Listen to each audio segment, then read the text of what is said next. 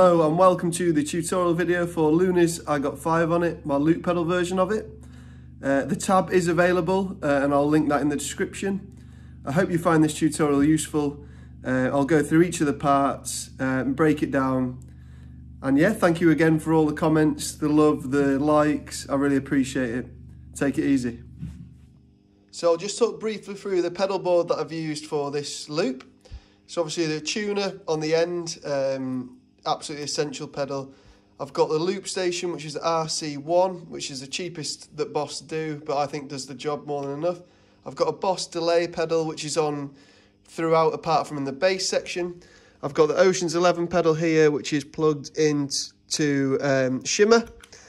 And then everything's pretty much straight ahead, apart from the time, which I pulled back slightly. I've got the Boss Super Octave, which is a beautiful pedal for those really fat sounds, and as you can see, everything's set to pretty much max, and it's on poly, so you get every octave going. I've got the Tube Screamer set all the way up, which is much higher than I'll normally have it, and I've got the Big Muff, which I'll move this over slightly, set with sustain on full, and the others just only slightly up. And then I have been using recently a Keeley compressor with everything just straight ahead, which is a beautiful pedal to keep everything flat and sounding really poppy. So not flat, you know what I mean? It just makes everything sound sick, basically. So yeah, hope that makes sense. Peace. Just a quick word just to say that obviously this pedal board is quite extensive and I've built it up over many years, but I used to be really put off thinking, oh, I can never get something like that when I was first starting out guitar. Because obviously there's a financial cost to it, there's all sorts of sides to it. But don't let that put you off. If you have a guitar and you have a phone or you have a mate to jam with, you can learn these sections and jam to each other, or play the bass riff to your phone, play over the top. There's ways around it. And I know certainly my pedal board, while it's very extensive and quite expensive really, to be honest, compared to some out there is very small. So you don't necessarily need to have a huge pedal board or anything like that to be a good guitar player or to learn how to play well. A lot of it's in your fingers. I know that's a bit of a cliche thing to say, but Tom Morello is a perfect example of this.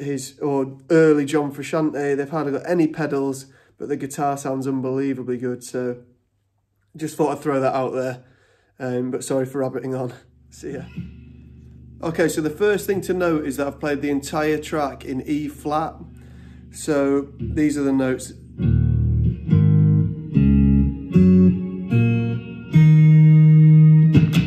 And the reason I've done that is just a personal preference. I just like the way it feels. I've been playing loads of stuff in E flat recently. I know Hendrix is a big advocate of it, which always helps. But if you've never done E flat before, I'd experiment with it, have a go, see if you like it. If you're very fixed on standard tuning, that's absolutely fine. Just everything that I do in this tutorial, if you shift it down 1 fret, so say for example if I'm on the 7th fret, if you do the 6th fret, it should sound exactly the same as on my recording. Thank you. So first up is the bass riff, which should sound a little something like this.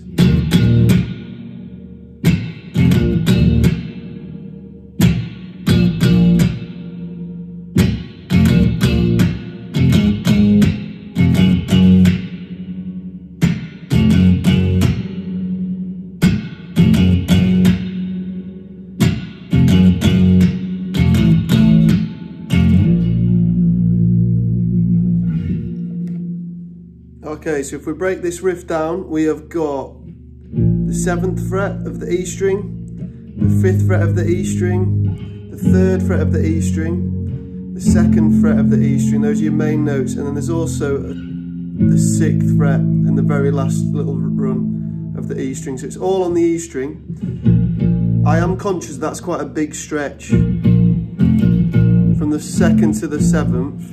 You can slide it slightly, but if you're really struggling with that, what I would do is just shift this 7th fret of the E string onto the 2nd fret of the A, and it'll sound exactly the same, so you just get... So that's another option for you. Okay, so let's look at the rhythm for this bass section, which is really quite key. Importantly, I've not got delay on here. because once you start putting delay on, it throws off the rhythm for everything else a little bit. So if you're using a loop, I would always say the first loop, try and steer clear of delay, unless it's like chordal based. If it's bass based, or rhythm like a drum beat, it's quite difficult if you stick delay on. Well, it might be doable. I've not mastered that yet, so I would steer clear of it. Okay, so the rhythm of this bass part is a double or a triple note on the first beat of the bar, followed by a mute on the second and the fourth. So the groove is like this: mute, 1, 2, 3, 4, 1, 2, 3, 4, 1, 2, 3, 4, 1, 2, 3, 4. You sort of get the idea. And then every now and again, I'll come in a bit close. We're doing a slide up. So this is from the 7th fret. So we're going to go 7th fret twice, mute. Then we're going to hit the 2nd fret and play up to the 7th. So 2nd, 7th, 7th. So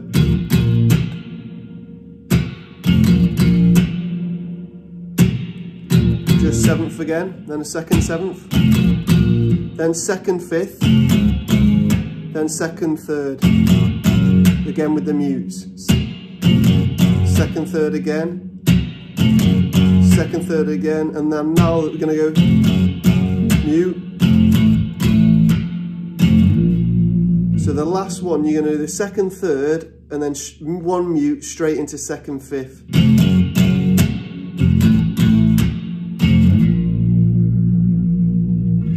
There you go. Okay, so next up we've got our first bit of lead playing. It's not actually one of the loops, but I love this part of the track, so I thought I'd have to include it. So it goes something like this.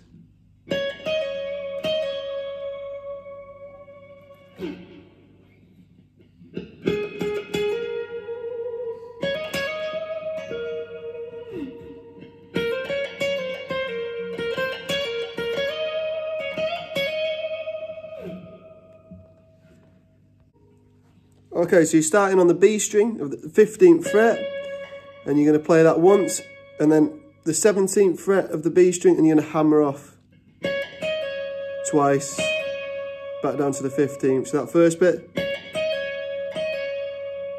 Then you're going to move to the 14th fret of the G string.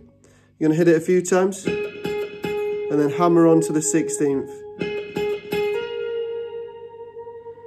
Then you're going to go back to the original position, and then hammer it up to the hammer from 15th to 17th twice. And then the second time you hammer it, you're going to pull off to the 15th and then hit the 16th fret of that of the G string. So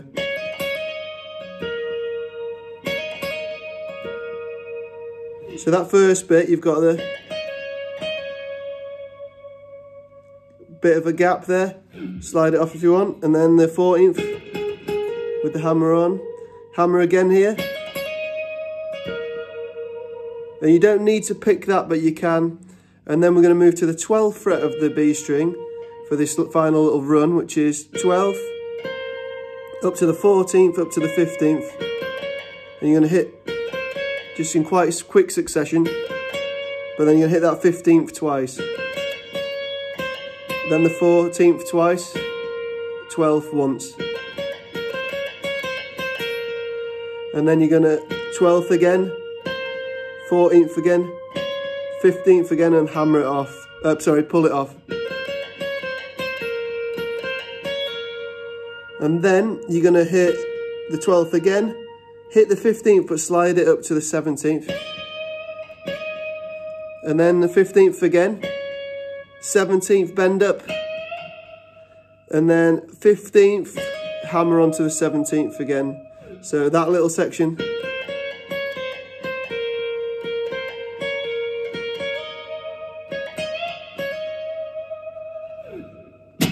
Happy days. Okay, so next up we've got the lead really high line, which works as like a bit of a hook throughout the track, which I think is absolutely amazing. So it sounds something like this.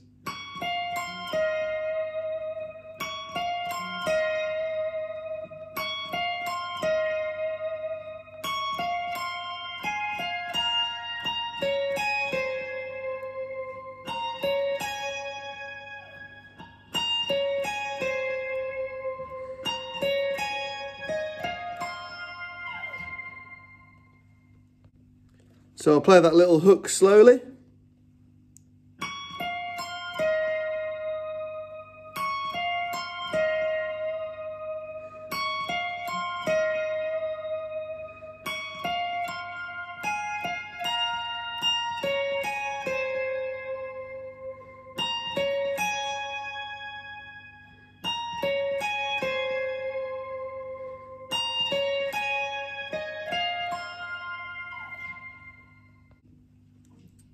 Okay, so let's break it down. It is really, really high up.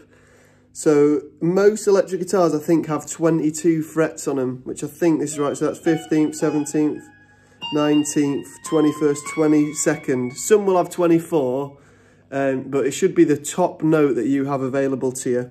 So on the top E string, so that note there, 22nd fret, ridiculous. Into the 19th fret of the B string. So you got 22nd on the E, 19th on the B. And then we've got 21st into 17th of the B. So those are your first two bits.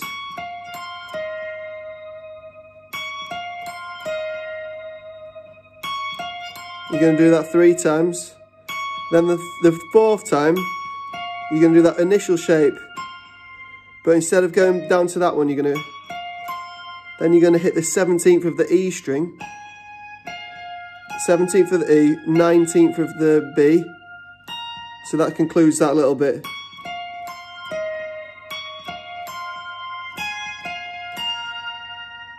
And then you're finishing it on that 19th fret of the E string. And the next shape is like this. So you got 19th to the 15th, 19th E string, 15th B.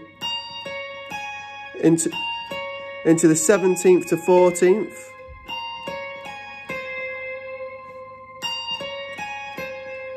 And you keep doing that one again 3 times. And importantly, actually, on the recording of this, you can pause there. I think on the record it actually pauses on the second one there. So rather than going, which I did in the loop version, the record goes. But either way, whatever you prefer. And then the last time you're around this one, you're going to start with the same shape again. So 19th, 15th, 17th of the E. So sorry, 19th E, 15th B, 17th E. And then this bit again, I didn't do on the loop because I couldn't fit it in on switch. But on the record, they finish with 17th fret of the B, 19th fret of the B, and then 21st of the E string. So that last little bit would be like this.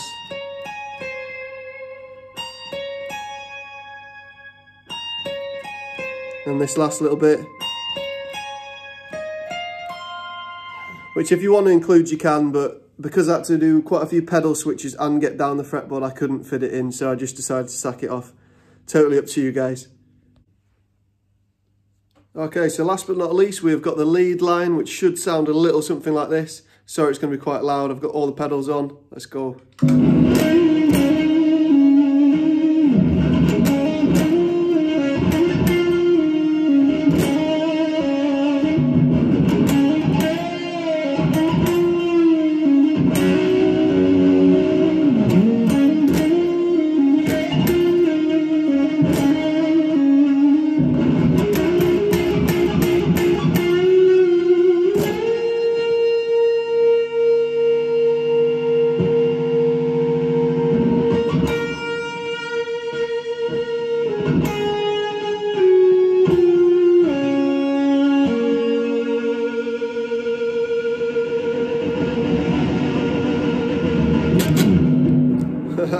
Something like that.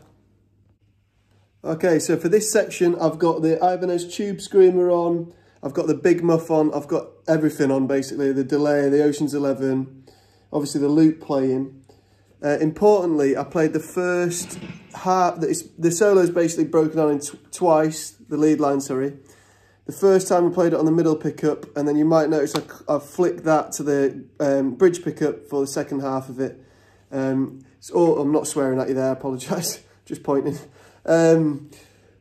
Personal preference, I just like the way it sounded on the bridge pickup with this little end section.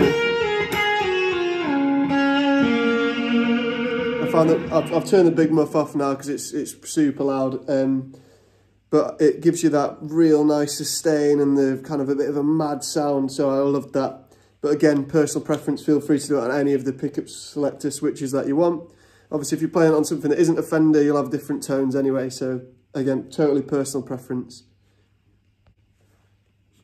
Okay, so the majority of this lead line is based around the 7th and the 9th fret of the G string, with this 11th being, the 11th of the G string being quite a prominent note, where sometimes you slide to it and sometimes you bend up to it.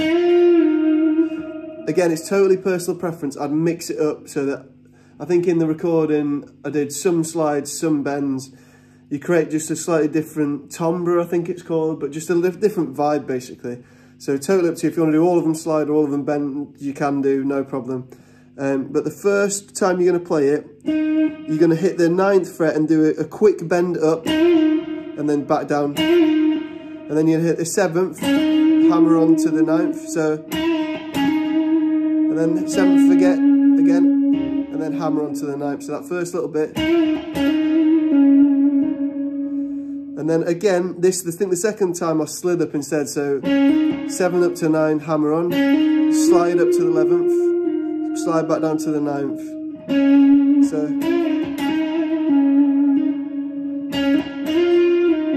And then slide up again from the 9th to the 11th, you hit that twice, and then the 9th fret.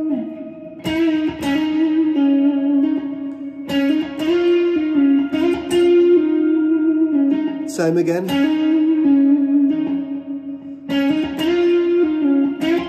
This time instead of slide, I'll bend it. And then there's another little double stoppy bit, which is you play the 7th fret of the G string alongside the 8th fret of the B string. And it sounds quite nice, gives you a little harmony. So you play both of those together, and you're going to hammer on to the 9th fret of the G string with your ring fingers. Pick that and then pull it off, and then hammer it on again. And then whenever I put that little lick in, when I come back to the normal line, I'm going to add in a little section on the D string, which you're going to slide up from the 7th to the 9th. And then the 7th of the G string, so that's, and then slide,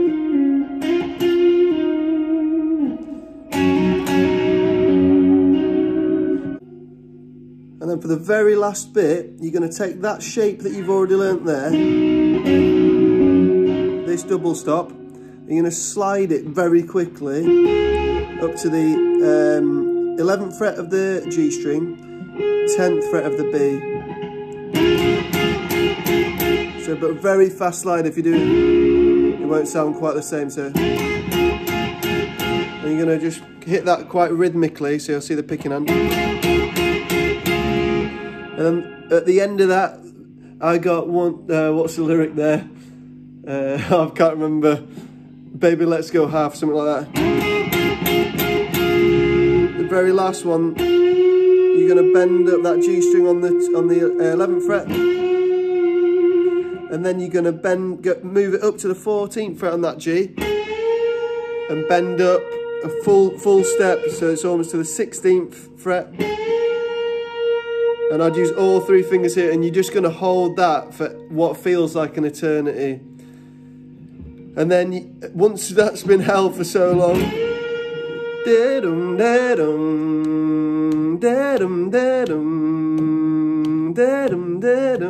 think there, I'm going to play the same note, which is the 12th fret on the B string. And then this is the last bit that I just added in. I just was feeling it in the moment. You don't need to do this bit, it's not in the track. But I just played it twice. Slid down to the 10th. So from that bend. And slide down to the 8th fret, slide down to the 7th fret, all the way down to the 3rd fret, and then the final note is this 4th fret of the G string, and then here I just went a bit nuts with the vibrato with all the pedals on, which I'll put on in a sec. You get this proper crazy sound, and you'll hear all the shimmers of the Ocean's 11, so here it'll sound like this.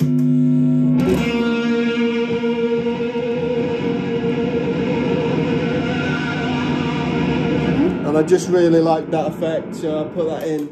So that run down again, so you've got that. So the first two you play doubles, 12, double, double on the 10th, and then slide down to the 8th, 7th, 3rd, and then the 4th on the G. And that concludes that lead section. And then the only thing that remains then is to basically tap out of the loop and just get the bass going again. So what I did is I switched all the pedals off, just back to the bass and the Ocean's 11.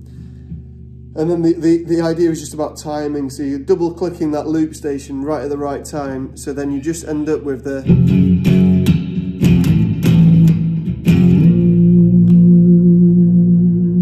which is just the end of our bass lick, that 2nd to 3rd, where you play it double, mute, 2nd, 6th, mute, and then I'm just going to play the 2nd and slide it up to the 7th.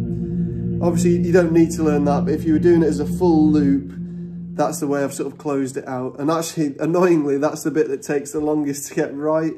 So I did multiple takes of this track and just messed that ending up, and it just wasn't sitting right. So I think once I got it right, I was really happy. But that's how I closed out the loop. So yeah, I hope you found this video useful.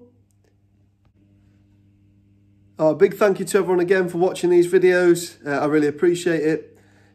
I hope it was useful, this tutorial. Please let me know if you'd like me to cover any other tutorials. If it was as clear as mud, I apologise. There is a tab that I will link in the description that should make it a bit more easy to follow along. Yeah, and just thank you again for watching. Take it easy and keep enjoying playing guitar.